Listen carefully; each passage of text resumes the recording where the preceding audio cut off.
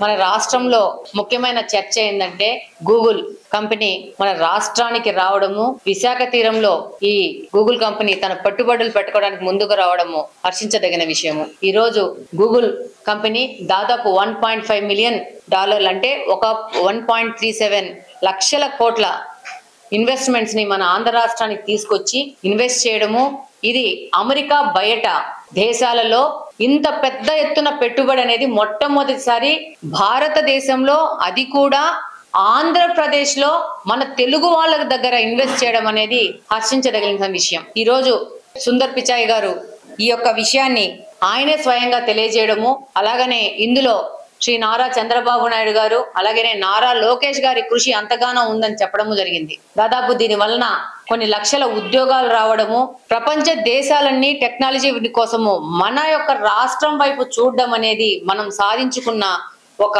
గొప్ప విషయము, మనం ప్రౌడ్ గా చెప్పుకోవాల్సిన విషయము. ఈ రోజు ఇంత పెద్ద ఎత్తున ఈ యొక్క ఫారిన్ డైరెక్ట్ ఇన్వెస్ట్మెంట్స్ రావడం అనేది భారతదేశంలో అతి పెద్ద అమౌంట్. ఇది సాధ్యమైందంటే అనుభవజ్ఞుడైన మన ముఖ్యమంత్రి గారు శ్రీ నారా చంద్రబాబు నాయుడు గారు, అలాగనే టెక్నాలజీలో ఎక్స్పర్ట్ అయిన మన నారా లోకేష్ గారి యొక్క కృషి ఫలితమే. ఆ క్రెడిట్ మొత్తము మన నాయకులకే చెందుతుంది. ఈరోజు ఈ పరిణామము అనేది ఒక వ్యక్తికి ఆ యొక్క దేశం మీద కానీ అలా రాష్ట్రం మీద కానీ అభివృద్ధి మీద గౌరవము నమ్మకము ఉన్న వ్యక్తులకే సాధ్యము. ఈ యొక్క కంపెనీ మనకి ఇక్కడికి వచ్చిందంటే నారా చంద్రబాబు నాయుడు గారి అనుభవము, ఆయన ఫేస్ వాల్యూ, సమర్థత మీద నమ్మకం ఉండి ఈ కంపెనీ వచ్చి ఇంత పెద్ద ఎత్తున ఇన్వెస్ట్మెంట్స్ చేస్తూ ఉంటారు. ఈ Google data centre, AI data centre రాగానే మన ప్రధానమంత్రి నరేంద్ర మోడీ గారు కూడా ప్రత్యేకంగా ఫోన్ చేసి అభినందనలు తెలియజేయడం జరిగింది.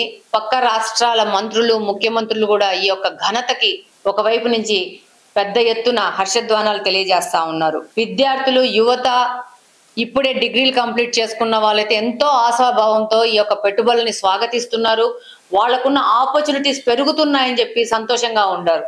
ఈరోజు దీనివల్ల ఈ ఆర్టిఫిషియల్ ఇంటెలిజెన్స్ లో లక్షలాది ఉద్యోగాలు వస్తాయి. రేపు భవిష్యత్తు ఆర్టిఫిషియల్ ఇంటెలిజెన్స్ అని చెప్పి ప్రతిసారి మన నారా లోకేష్ గారు కానీ మన చంద్రబాబు నాయుడు గారు కానీ టెక్నాలజీ వైపు తిరగాల. ప్రతి ఒక్క ఇంటి నుంచి ఒక వ్యక్తి సాఫ్ట్వేర్ రంగంలో ఉద్యోగంలో ఉండాలా, అలాగే ఒక ఎంటర్‌ప్రెన్యూర్ ఉండాలా అని చెప్పి చెప్తా ఉన్నారు. ఇదంతా ఆర్థిక అభివృద్ధికి మన రాష్ట్ర ప్రజల యొక్క అదృష్టంగా భావిస్తున్నాను. ఇంత మంచి వ్యక్తిని మనము ముఖ్యమంత్రిగా ఎన్నుకొని ఈ యొక్క రాష్ట్రాన్ని వాళ్ళ చేతుల్లో పెట్టడం వల్లనే ఇది సాధ్యమైంది.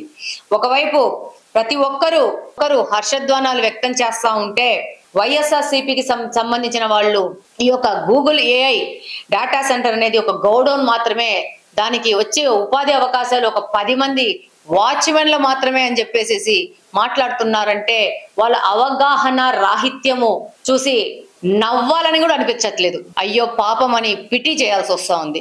5 సంవత్సరాలు ఇలాంటి వ్యక్తులకి మనం అధికారాన్ని అప్పగించి మన భవిష్యత్తును వాళ్ళ చేతుల్లో పెడితే, ఒక డ్రైవర్, మతి భ్రమించిన డ్రైవర్ చేతిలో ఒక వెహికల్ ఉంటే అందులో ఉన్న ప్యాసింజర్స్ పరిస్థితి ఏందో ఆ విధంగా గత 5 సంవత్సరాల నుంచి ఈ రాష్ట్రం పరిస్థితి అయింది.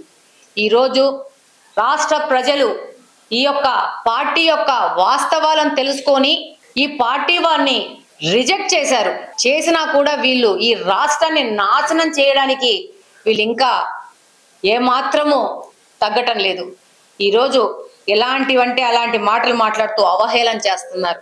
కానీ జగన్మోహన్ రెడ్డి గారు చాలా ఆలస్యంగా ఈ యొక్క డేటా సెంటర్ వస్తే మంచి ఈకో సిస్టమ్ ఏర్పడుతుందని చాలా ఆలస్యంగా ఇక అందరూ ఉంచుతున్నారు.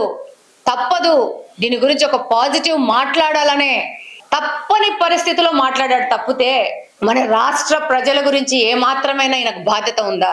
ఈరోజు మళ్ళా ఒక క్రెడిట్ చోరీ మొదలు పెట్టారు. ఆ తర్వాత నేను 5 సంవత్సరాల నుంచి చేసిన దానికి మాత్రమే వీళ్ళు వచ్చారు అని చెప్తున్నారు. జనరల్ గా సామాన్లు దొంగతనం చేస్తారు, డబ్బులు దొంగతనం చేస్తారు, కానీ క్రెడిట్ కూడా చోరీ చేసే వాళ్ళు ఎవరంటే వైఎస్ఆర్సీపీ వాళ్ళు. వీళ్ళు కట్టిన ఋషికొండ మీద ఉన్న ప్యాలెస్ మీద ఉన్న ఇంట్రెస్ట్, అవగాహన, ఉత్సాహము రాష్ట్ర ప్రజల మీద ఉండింటే 5 సంవత్సరాలు రాష్ట్రంలోని తెలుగువారు నష్టపోయే పరిస్థితి ఉండేది కాదు. ఈ రోజు ఈ విధంగా ఆర్థికంగా ఇబ్బంది పడే పరిస్థితి కూడా రాష్ట్ర ప్రజలకు, మన తెలుగు వాళ్ళకు ఉండేది కాదు. ఈ రోజు ఇలా క్రెడిట్ చోరీ ఎలా ఉందంటే 14 నుంచి 19 మధ్యన ఇలాగనే నారా చంద్రబాబు నాయుడు గారు కియా మోటార్స్ తీసుకొచ్చి అనంతపురం దగ్గర స్థాపిస్తే అధికారంలోకి వచ్చాక ఆ మోటార్స్ కంపెనీని ఎలా బయటికి తోలేసేయాలా ఈ రాష్ట్రం నుంచి, ఈ రాష్ట్రంలో పరిశ్రమలు ఉంటే ప్రజలకు మంచి జీవన సరళి ఆదాయం వస్తుంది, ఆదాయం వచ్చితే వీళ్ళు నన్ను భగవంతుడు అనుకోడు, వీళ్ళని ఆదాయ పరంగాను ఆర్థిక పరంగాను ప్రజలకు ఏ విధమైన అవకాశాలు లేకుండా చేసి వాళ్ళని దుర్భర దారిద్ర్యంలో పెట్టేస్తే వీళ్ళిచ్చే బటన్ నొక్కితే వచ్చే డబ్బుల కోసం ఎదురు చూస్తారనే ఉద్దేశంతో అనేక లెటర్స్ రాసి, లేఖలు రాసి వారిని పోగొట్టాలంటే సదరు కంపెనీ ప్రధానమంత్రి గారికి ఫిర్యాదు చేసి వాళ్ళని పడుతున్న కష్టాలు చెప్తే ఏమన్నా గత్యంతరం లేక వదిలేశాడు. కానీ అది కూడా మళ్ళా మాట్లాడతారు. నా వల్ల వచ్చింది కియా మోటార్స్ అనే చెప్పే దుర్భరమైన స్థితిలో ఆ పార్టీ ఉంది.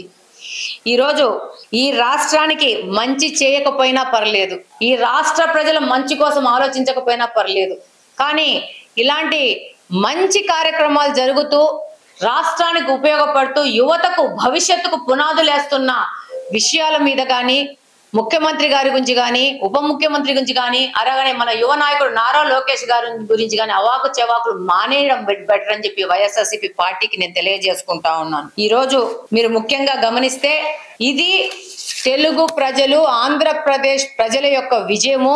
అలాగనే మన ముఖ్యమంత్రి గారు నారా చంద్రబాబు నాయుడు గారు, మన యువ నాయకుడు లోకేష్ గారి యొక్క విజయము. ఇది భవిష్యత్తులో మన రాష్ట్రానికి ఎంతగానో ఉపయోగపడుతుంది. అలాగనే దీనివల్ల మన రాష్ట్ర ఆర్థిక అభివృద్ధి కూడా శరవేగంగా ముందుకు పోతుందని తెలియజేసుకుంటున్నాను.